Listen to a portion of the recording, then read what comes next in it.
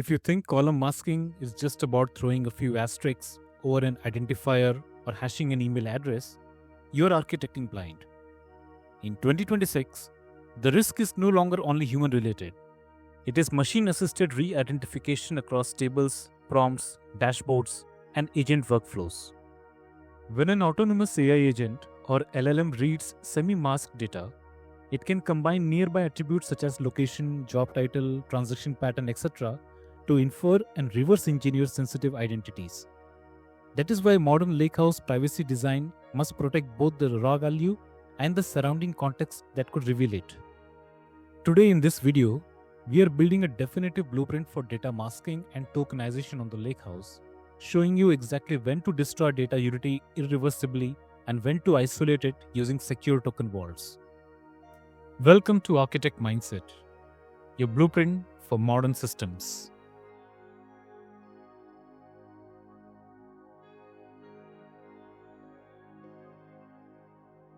As an architect, your first job is choosing the right cryptographic weapon. Data masking and tokenization in Databricks are primarily used to secure personally identifiable information and protected health information, and to comply with privacy regulations like GDPR and HIPAA.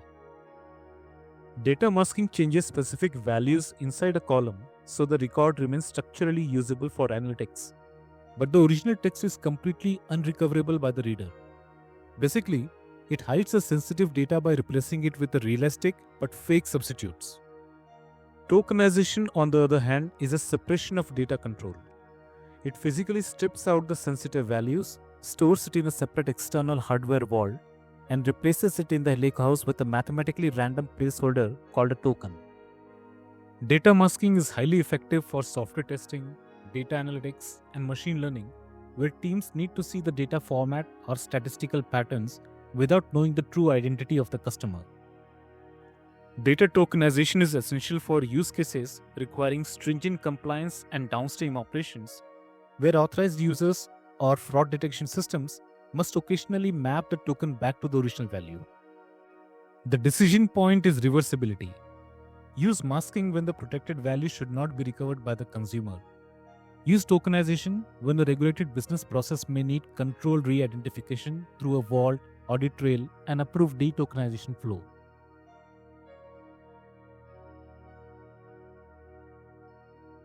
Traditionally, column masking in Unity catalog was tied directly to a specific table. If a new table was ingested, it remained unmasked until someone manually intervened. With table-level mask, the scope is restricted. Management is decentralized, falling on individual table owners who might lack security expertise. And worst of all, table owners can easily alter or drop those masks, creating massive compliance blind spots. In the modern approach, you use Unity Catalog's native row-level security and column masking policies. Databricks has made ABAC row filtering, column masking policies, governed tags, and automated data classification generally available in Unity Catalog. The first step in the architecture is defining the masking function. We implement a standard SQL user-defined function, UDF, that accepts a string input. The UDF uses a case expression to conditionally apply masking logic. It first checks whether the executing user belongs to the privileged group. If the user is in the group, the raw text is returned unchanged. Otherwise, the input is passed through a regular expression engine to mask sensitive characters, producing a cleanly formatted result. The next architectural action is to classify and tag sensitive data. This can be achieved through multiple approaches, like manual tagging via the Catalog Explorer user interface, or declarative tagging using statements in SQL, or using automated classification by leveraging Databricks' agentic data classification engine to scan and tag the data at scale. In all cases, the canonical tag is applied directly to the relevant column to standardize data sensitivity metadata and enable downstream governance, access control, and masking policies. The third step involves enforcing the global governance policy at the catalog scope, referencing your UDF and your tag. By registering the policy at the catalog level, the masking logic is applied universally and dynamically without requiring table-level alterations. From this moment on, if a data engineer creates a brand new table tomorrow and tags a column as PII, Unity Catalog intercepts the query execution path automatically and the table inherits the required masking rules. Now let us understand the architectural constraints. First, dynamic masking happens at the compute layer. So if an admin accidentally grants a user direct read permissions to the raw cloud storage files, that user can bypass Unity Catalog completely and read the raw text. So as an architect, you must enforce Unity Catalog managed tables so users can only access data through Databricks compute. Another problem comes with AI models which can memorize training data. If you train an LLM or a deep learning model on dynamically masked data, a clever user might use prompt injection to trick the model into revealing the underlying PII it saw during the training.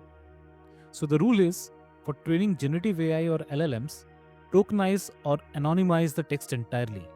Do not just rely on dynamic masking.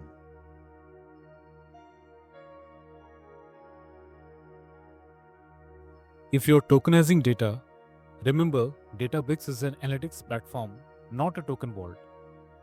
Because tokenization requires a reversible, stateful map to link tokens back to their raw values, you cannot securely run tokenization entirely inside standard Delta tables without undermining the security boundary. Here, the external token vault acts as a system of records for the sensitive values. It houses the actual raw values like credit card numbers, social security numbers, or personally identifiable information. And it maintains the translation keys that maps a random surrogate value, the token, back to its original sensitive value. Now comes the architectural pattern. The safest pattern is ingestion-time tokenization. Do not let raw PII land in the bronze layer with the intention of fixing it later. Intercept the sensitive fields before they are written and replace them with the tokens before the data becomes part of your lakehouse storage boundary. In practice, this means placing a tokenization service, a partner data protection function, or secure UDF pattern directly in the ingestion path. The vault or tokenization system must enforce its own authorization policy because Unity Catalog can govern who sees the tokenized column, but it should not become the place where the original sensitive value is stored. If you try to de-tokenize millions of rows during a Spark SQL join, you will destroy query performance. So, if you use tokenization, keep the data tokenized inside Databricks. Only de-tokenize at the final presentation layer or the egress point. Tokens are consistently generated deterministic values. Because they are unique, standard strings, you can use the tokens themselves as your join keys between the fact and dimension tables. Spark can shuffle and hash these compact tokens incredibly fast without ever knowing the underlying plain context. In a typical star schema, your fact table has billions of rows and your dimension tables has millions. So if you join on tokens, Spark can easily perform a broadcast hash join if the tokenized dimension table is small enough. It copies the token map to all executors instantly.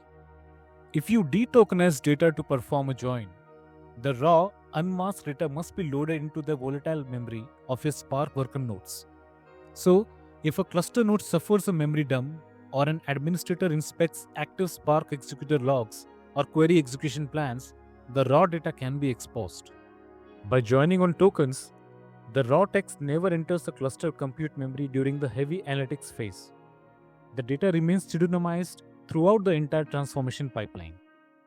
If you choose tokenization but need to perform operations across massive datasets without constant vault lookups, use FPE, the format preserving encryption. FPE mathematically encrypts data so that the output looks like the input, avoiding database schema breaks. Example, an encrypted 16-digit credit card number remains a 16-digit number. However, because FPE scrambles data to ensure security, it destroys internal patterns.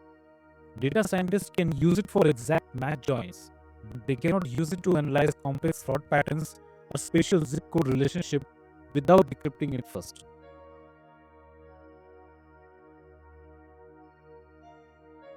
Traditionally, updating a tokenized column or deleting a user's mask profile was a nightmare. To remove just one row, Delta Lake had to rewrite an entire massive data file. It choked your pipelines and it cost a fortune. Enter deletion vectors. Instead of a slow rewrite, Databricks performs a split-second soft delete. It creates a tiny binary map that tells a query engine, skip this specific row in real time. This completely unlocks near real-time streaming tokenization and instant row-level masking. But here is an important compliance consideration regarding deletion vectors that every data architect should understand. Deletion vectors, although improve the performance and significantly accelerates the data modification workloads, it also introduces a data remnants consideration because the original physical data may continue to exist in storage until cleanup and maintenance operations are performed. If your compliance objective requires the old sensitive data to be physically removed from storage, logical deletion is not enough. First, use deletion vectors to mask or drop the data instantly for your users. Second, run a reorg table command with apply purge to physically rewrite the files and remove the soft deleted records. And finally, run a vacuum command to clear out the historical logs. The safe production rule is this: treat masking, column drops, deletes, and token replacements as governance events that require an explicit physical purge workflow when regulation or breach response demands an irreversible removal. Also remember that vacuum must respect the delta retention controls, so legal hold and time travel requirements must be aligned before shortening the retention.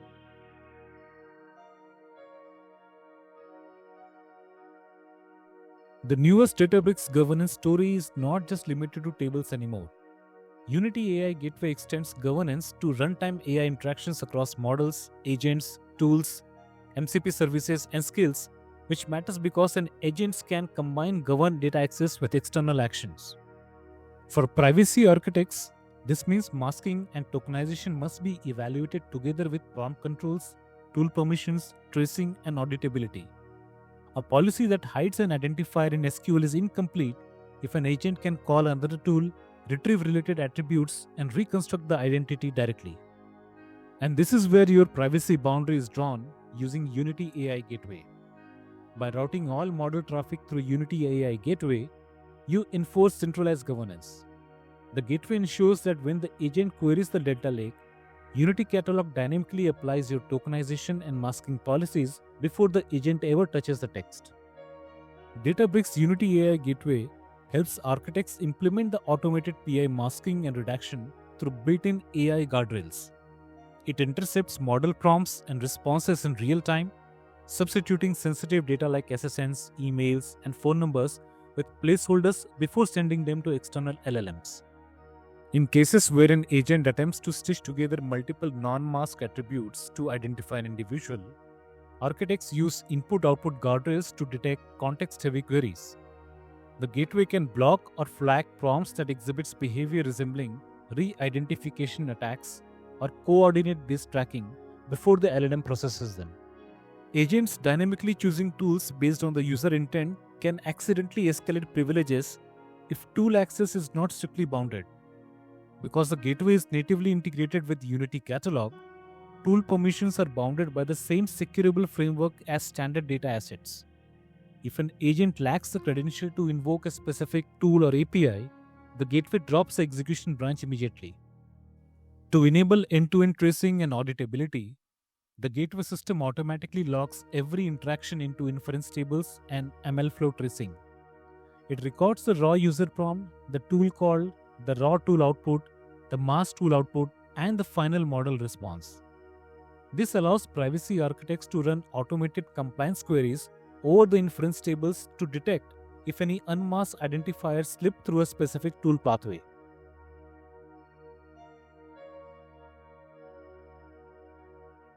In a mature data platform, the winning pattern is not masking versus tokenization, it is knowing where each belongs.